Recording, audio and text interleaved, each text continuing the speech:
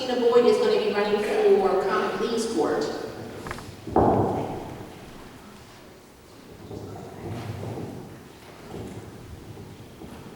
Not used to speaking with a microphone, although I am used to speaking in court. I'm a local attorney. My name is Amy Rothermel, and I've been an attorney for 20 years, the same as Tina Boyd, who is running for Court of Common Pleas judge.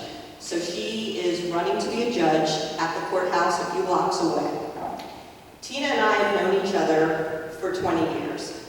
She is not able to be here tonight, and I am her surrogate. And I can tell you that I'm happy to give up a Wednesday night. I give up weekends to go door to door for her, because I know that she will make an incredible Court of Common Pleas judge. Tina's background is we met when we were both law clerks. We were both 20 years ago, 26 years old, just out of law school, and I was working for Judge Jeffrey Schmale, who was a Court of Common Pleas judge. He had just gotten elected, so he was new to the courthouse. I was his first law clerk. All of his staff was brand new to the courthouse. Tina Boyd was the law clerk for Judge Elizabeth Ehrlich.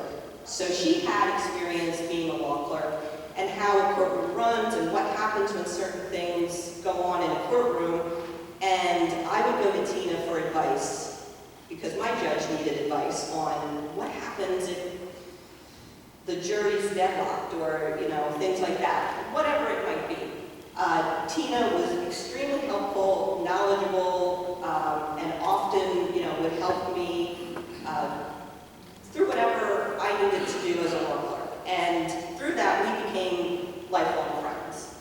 I think 20 years is a long time, and I hope that will be another 40, 50 years. But Tina has been a law clerk. Then she went on to practice family law with a local firm, Hofford, Huckabee & Weiler, and she now practices law in Boyertown at Boyd & Carver.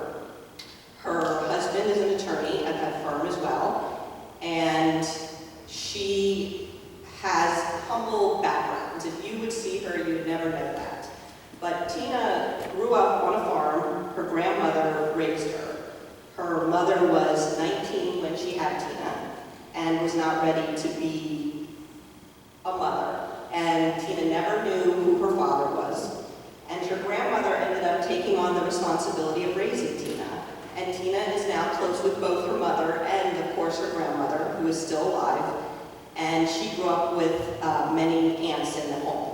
So Tina did not have an easy childhood. She was not raised wealthy, but she had the ambition to go to college, put herself through college and law school, and I'm sure there were, loans and grants involved, but she was really a self-motivator. And she has become very well known in this community for family law and for being compassionate to people. Family law is a very tough area to practice in. Whatever court she would be assigned to, whether it would be family court, criminal court, civil court, whatever it would be, I have no doubt that she would make great decisions based on her compassion for people. She deals with people who are at their worst. They come to her and they're going through a divorce, they're going through a custody action. There is nothing more emotional than that. I have done family law. I was a prosecutor for 10 years. I know what it's like to deal with stress. The most stressful position I've ever held is dealing with people going through custody and divorce. And Tina is very empathetic to people. She can put herself in other people's shoes because she's been in hard places in her life.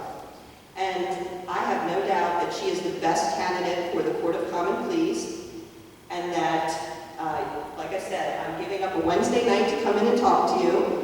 I go out on weekends and knock on doors, and I'm going to be doing so for the next month. And I just have complete confidence in her, and I hope that you will too, and vote on November 8th, and I am happy to answer any questions. I'm sorry, November 7th. Thank you.